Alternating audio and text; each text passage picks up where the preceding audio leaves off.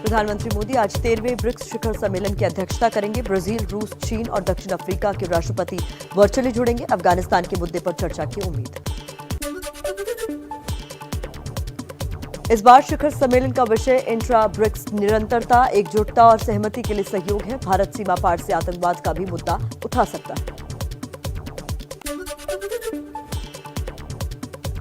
10 महीने बाद आज ब्रिक्स सम्मेलन में पीएम मोदी और चीनी राष्ट्रपति शी जिनपिंग आमने सामने होंगे। एलएसी पर गतिरोध के बाद आखिरी बार नवंबर 2020 में वर्चुअली एक साथ जुड़े थे। अंतर्राष्ट्रीय मंच पर बिना नाम लिए भारत का तालिबान सरकार पर पहला बयान। संयुक्त राष्ट्र में शांति की संस्कृति पर आयोजित बैठक में भारत ने कहा, वैश्विक महामारी में भी असहिष्णुता, हिंसा और आतंकवाद में बढ़ोतरी देखी जा रही है।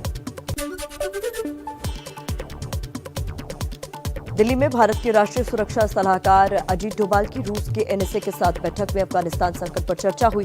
रूस के एनएसए जनरल पात्रुशेव ने प्रधानमंत्री मोदी से भी मुलाकात की। पंजशीर में अब भी तालिबान को कड़ी टक्कर देने का दावा करने वाले नेशनल रेजिस्टेंस फ्रंट ने नई सरकार को अवैध बताया। दुनिया के देशों से तालिबानी सरकार को मान्यता न देने की अपील की। तालिबान सरकार ने कामकाज संभालते ही नई पाबंदियां लगाई। नए नियम के मुताबिक प्रदर्शन करने के लिए सरकार से कानूनी मंजूरी लेनी होगी, सभी जानकारी भी देनी होगी। उल्लंघन करने वालों के खिलाफ कानूनी कार्रवाई का ऐलान। करनाल में किसानों और डीएम के बीच करीब 3 घंटे की बातचीत बेनतीजा। मिनी सचिवालय पर किसानों का धरना जारी रहेगा। 28 अगस्त को लाठीचार्ज के विरोध में प्रदर्शन करने वाले किसान एसडीएम आयुष सिन्हा पर हत्या का केस चलाने की मांग पर अड़े। किसान नेता राकेश टिकैत और योगेंद्र यादव ने प्रेस कॉन्फ्रेंस कर कहा, हरियाणा सरकार एसडीएम पर कार्रवाई करने को तैयार नहीं, आखिर क्यों बचा रही है? मांगे न मानने तक धरना जारी रहेगा। करनाल के डीसी निशांत कुमार यादव ने कहा, पूरे मामले की जांच कराने के लिए तैयार है, लेकिन बिना जांच किसी अधिकारी पर कार्रवाई नहीं कर सकते। करनाल में धारा 144 लागू है।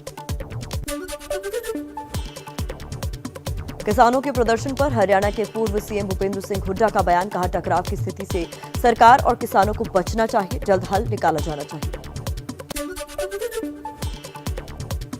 करनाल में किसानों के विरोध के बीच योगेंद्र यादव का बयान। बोले, चुनाव में बीजेपी का विरोध करेंगे, किसानों के मुद्दे पर किसी पार्टी के खिलाफ राजनीति करने में कोई बुराई नहीं। और अब नजर डाल लेते हैं उत्तर प्रदेश की अहम खबरों पर।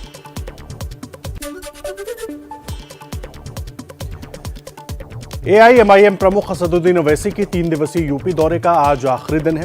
बाराबंकी में प्रशासन ने 3 घंटे के लिए 50 लोगों के साथ ही दी है जनसभा की इजाजत। यूपी के सुल्तानपुर में सम्मेलन के बाद एआईएमआईएम अध्यक्ष ओवैसी ने एबीपी न्यूज से बातचीत की।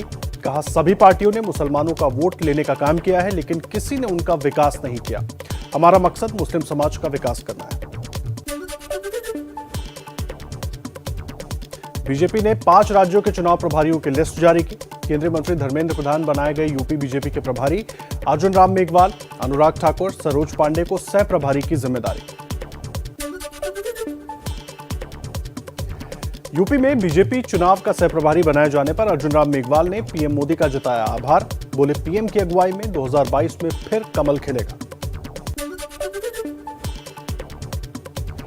यूपी जीतने के लिए बीजेपी ने यूपी को 6 जोन में बांटा। पश्चिमी यूपी, ब्रज, अवध, कानपुर, गोरखपुर और काशी के लिए बनाए संगठन प्रभारी। यूपी में 11 सितंबर से बीजेपी चलाएगी बूथ विजय अभियान। पार्टी अध्यक्ष जेपी नड्डा करेंगे शुरुआत। 5-6 बूथों को मिलाकर बनेगा एक शक्ति केंद्र। बीजेपी सांसद हरीश द्विवेदी का मायावती पर निशाना। कहा, मायावती बताएं जब सीएम थी तब ब्राह्मणों का कितना भला किया। सितंबर में 2 बार उत्तर प्रदेश का दौरा करेंगे पीएम मोदी। 26 सितंबर को लखनऊ में अर्बन कॉन्क्लेव में शामिल होंगे। सीएम योगी आदित्यनाथ भी साथ रहेंगे। अलीगढ़ में 14 सितंबर को पीएम मोदी जाट राजा महेंद्र प्रताप सिंह के नाम पर यूनिवर्सिटी की आधारशिला रखेंगे। सीएम योगी आदित्यनाथ ने तैयारियों का जायजा लिया। दीपावली पर अयोध्या जा सकते हैं प्रधानमंत्री नरेंद्र मोदी। सूत्रों के मुताबिक अयोध्या में रामलीला का मंचन देख सकते हैं पीएम। यूपी के बाहुबली विधायक विजय मिश्रा का करीबी प्रधान चंदन तिवारी भदोही से गिरफ्तार। पुलिस को चकमा देकर भाग निकला विधायक का बेटा विष्णु मिश्रा। पुलिस को कई मामलों में विधायक के बेटे की तलाश। मुजफ्फरनगर दंगों के मामले में पूर्व सांसद विधायक समेत 10 लोगों के खिलाफ आज आरोप तय होंगे। भड़काऊ भाषण के जरिए सांप्रदायिक तनाव पैदा करने का आरोप। यूपी के मिर्जापुर में गंगा नदी में नाव डूबने से 6 लोगों की मौत। नाव पर कुल 12 लोग सवार थे। विंध्याचल मंदिर में दर्शन के लिए रांची से आया था परिवार। उत्तराखंड राज्य से जुड़ी हुई बड़ी खबर आपको हम बता दें फटाफट अंदाज में। सूत्रों के हवाले से खबर है, उत्तराखंड की राज्यपाल बेबी रानी मौर्य ने इस्तीफा दे दिया है। उत्तर प्रदेश से विधानसभा का चुनाव लड़ सकती हैं। आगरा की मेयर भी रह चुकी हैं बेबी रानी मौर्य।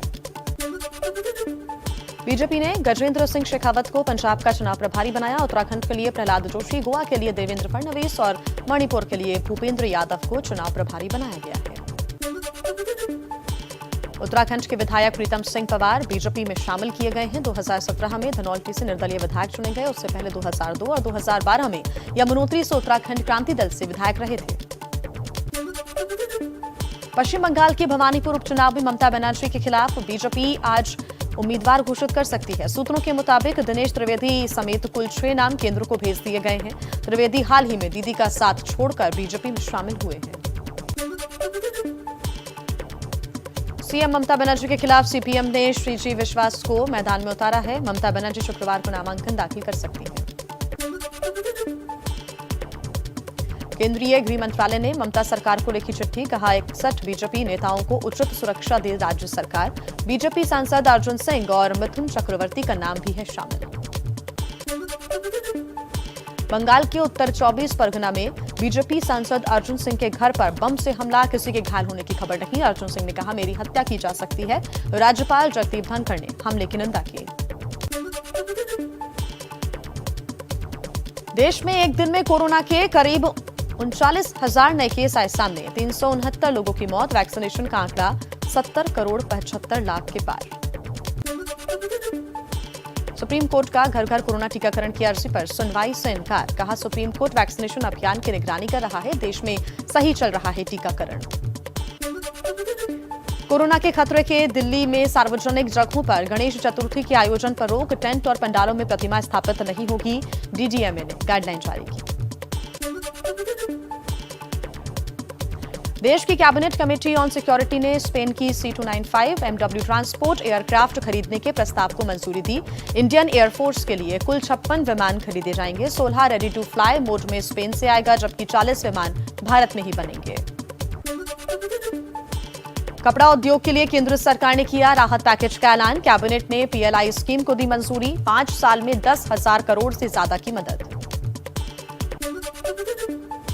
प्रधानमंत्री की अध्यक्षता में अहम बैठक में रबी की 6 फसलों की MSP में बढ़ोतरी का फैसला। 2022-23 के लिए 1 क्विंटल गेहूं की न्यूनतम कीमत 2,1500 रुपए हुई।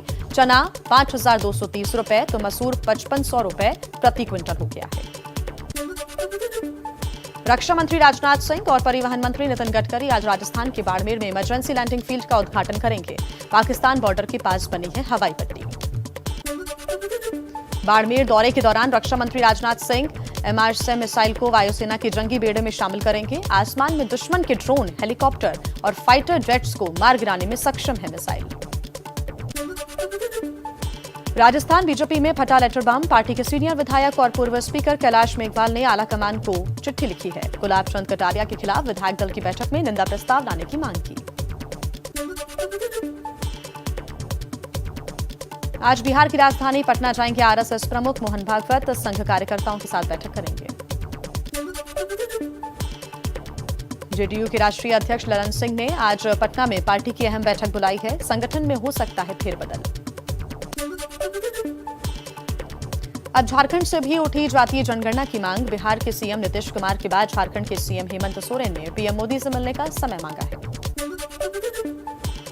झारखंड विधानसभा के विधानसभा अध्यक्ष के नमाज के लिए कमरा अलॉट करने पर सियासी कोहराम जारी। बीजेपी ने किया रांची में प्रदर्शन, प्रदर्शनकारियों पर पुलिस ने लाठीचार्ज किया, पानी की बौछार भी हुई। अब कुछ खबरें महाराष्ट्र से। बीजेपी नेता किरीट सोमैया को केंद्र सरकार ने Z+ सिक्योरिटी दी। कुछ दिन पहले शिवसेना सांसद भावना गवली के समर्थकों ने उन पर हमला किया था। मुंबई में बीएमसी ने गणपति मंडलों को ऑनलाइन दर्शन कराने के इंतजाम के निर्देश दिए। गुजरात में गणेशोत्सव और नवरात्रि में डीजे और म्यूजिक बैंड बजाने की मंजूरी। असम में ब्रह्मपुत्र नदी में जोरहाट की नीमती घाट पर 2 नाव टकराई। एक महिला प्रोफेसर की मौत, 42 लोग बचाए गए, 50 से ज्यादा अब भी लापता। एनडीआरएफ एसडीआरएफ का रेस्क्यू ऑपरेशन जारी। प्रधानमंत्री मोदी और गृहमंत्री अमित शाह ने असम के सीएम हेमंत बिश्व शर्मा से फोन पर बात की। नाव हादसे की पूरी जानकारी ली, हर संभव मदद का भरोसा भी दिया।